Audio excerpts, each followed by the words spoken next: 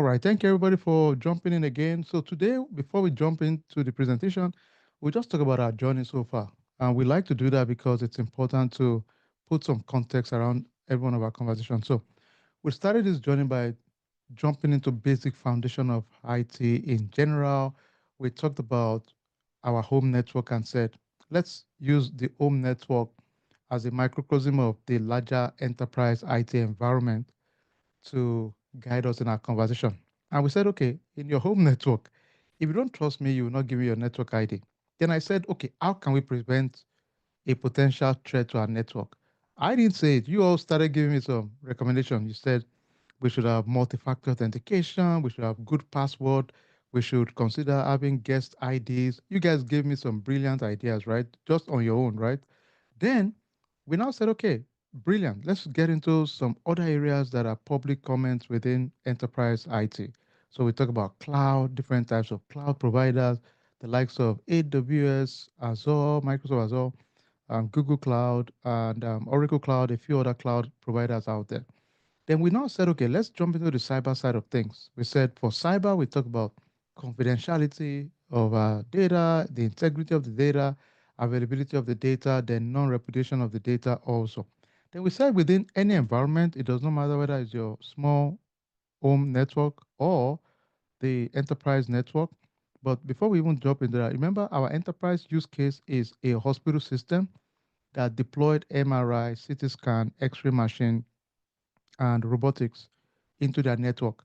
So the question for us is that in the process of deploying this to their network, what are the key things they need to look out for? And we said, okay, asset management, meaning all their IT assets, hardwares, softwares, data, how are they tracking it? And I'll tell you, I think we talked about this briefly also, is that believe it or not, the way you struggle with monitoring all the devices on your network is the same way organizations struggle big time because in their case they have tons and thousands, sometimes millions of equipment out there, in their ecosystem. Then we said, okay, those equipment, those assets, we should have a process in which we track them for vulnerability. We talk about vulnerability management to check for potential weakness that can be exploited.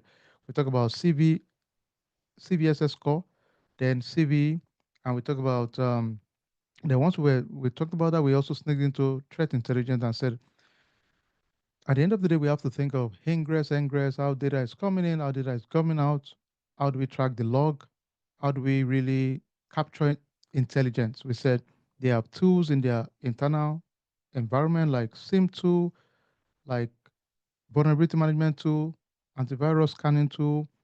Any tool that scan for potential weakness would be considered part of that process to capture intelligence. Then we said external sources also, the law enforcement, the FBI, Homeland Security, Critical Infrastructure Security Agency, CISA, and a host of other local departments always throw information out there. Then your peer group, if you're in an industry, they would have peer group network connection that if there's any major threat, they share it with each other, right? So those are big ones out there in terms of capturing intelligence. We also sneaked into and said, okay, one of the biggest, most fundamental areas in cyber is an area called IAM. IAM. IAM is identity access management, right? So identity access management, we are now talking about things like password management, role-based access, principle of least privilege, multi-factor authentication, onboarding, offboarding. Some people say, what's the other one we use instead of revoking access versus granting access? So IAM is a big piece of the puzzle also that is a big concern for every organization, really. So think of your home network is the same concern. One thing I'll challenge you is the same way if you can think of your home, honestly, you're just scaling it. That's the same problem we deal with in most environments, to be honest, in my opinion. It's the same thing.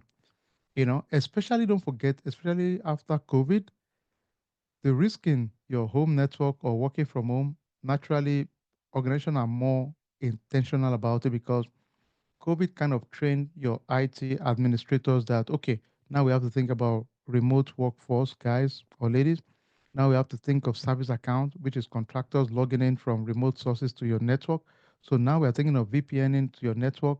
We are thinking of data exfiltration, whereby they steal data from if you have devices. That's why most people don't even allow.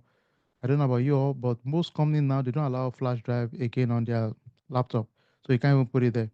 Occasionally, you might see companies that they are using old model, but most companies don't have. They don't even allow you to put flash drive. In the past, it was normal. You could put your flash drive and you could just take information, but not anymore. So anyway, so we talked about that. Then yesterday we now sneaked into another big topic. And honestly, I think after today's class, some of you can start applying for jobs. Don't start yet, okay? But I'm just is the reality you can start because you might say why. Look at the use case. The use case we started with yesterday was, but that's the truth though. I mean, it's a mindset. I know you might think, well, maybe I'm not ready. I'm not. Look, even if you spend 2 years, and I don't know, some of you did master, did PhD. Even I, if you go to a new company today, I can tell you, all of us, you would have a learning curve. It's normal, right? Because there are new environment, new processes. So typically at least a week to 1 month to figure it out, right? Because it's a new environment. But in terms of the knowledge base, what you'll be doing, it's not going to be different. That's the reality of it. I mean, it will not be. You know, you might be spotlight might be on you more, maybe, but the work itself is not going to be different, really. Now, don't take my word for it, right? I didn't come up with the framework. A framework is strictly saying a guide, right? So think about it this way. If a guide has been provided by the National Institute of Science Technology, right, in the US, it means they've covered all those potential areas they think might be threats within cyberspace. Our program, we designed it based on NIST and ISO. All the topic they covered there were at the topic you see me cover: asset management, incident response, threat intelligence. It's not an accident. I mapped out all of those topics because I know these are the core areas globally recommended. So we carved out a program based on the recommendation across the globe, right? So then we sneaked into NIST. We said, okay, first thing is that for NIST, let's take a chill pill. It's easy to think, oh, well, I use NIST framework. Never use that kind of comment again, right? And I've used that in the past, and it's a wrong comment, really.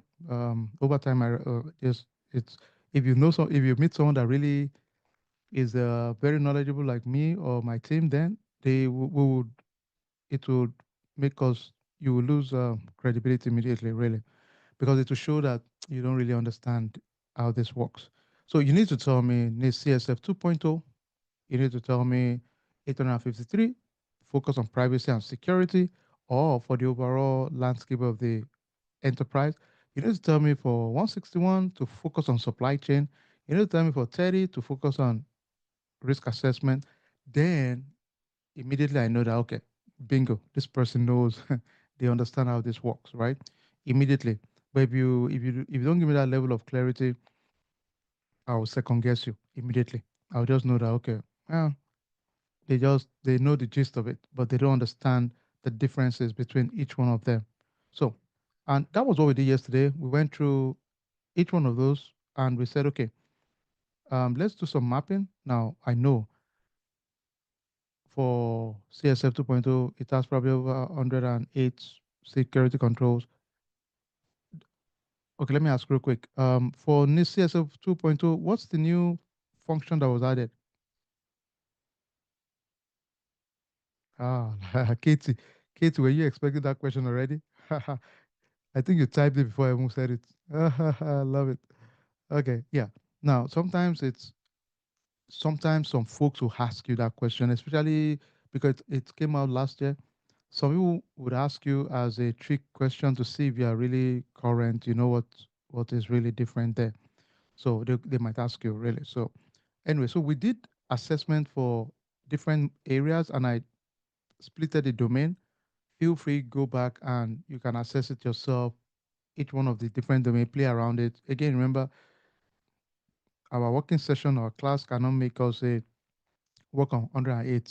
It will make sense, right? That will take us a whole day. So we can only take a few, but I know if I can get you to do five, to 10 assessment, then I'm good because you can always do 10, 20, 100 if the need arise. So the key is to just get the gist of what it entails, and we should be fine. All right. So the other thing we jumped in was 853, and that's mostly when a company has privacy concern. So if you are telling me in an interview now, I need to tell me that, well, one of my clients, they had privacy and security concern. Privacy was a big deal for them, and I implemented, mapped their controls with 853 because of the privacy concern, right? So that one, you've build a story. You could tell me, and that's why I said the use cases are just so important. You must talk about use cases, right? So you tell me, well, my client had issue with supply chain. They are manufacturing, and they always have concerns about potential gap or security concern around supply chain. So I implemented a gap assessment to understand their supply chain posture, right? So then you tell me that that's your reason for pushing for 161 because of supply chain concern, right? Because I'm not just using it for the heck of it. I'm using that framework to assess you because of this use case. This is the concern they had. That's why I said all of us, can we type this real quick if you don't mind? Can we say I'm a storyteller? I'm a storyteller. If you don't mind, let's go. Okay, let's say I'm a storyteller. Yeah. Go ahead and type that. Now, it's important you understand that even in your interviews, remember again, there's a reason every speaker you can think of, every major luminary, they would always sneak in stories. There's a reason for it. In any interview, I need us to be storytellers too. The same thing. So because your story would make me resonate with you. Just give me a story. It doesn't have to be a memorable story I've never heard before. Just make it, humanize it. That's the key word. Humanize the conversation. Because when you tell me, my last client, interestingly, we had this concern, we had this issue. So now you've kind of, it's a story. You're not even, it's not a got you, not interview. You're just telling me. And you know the good thing?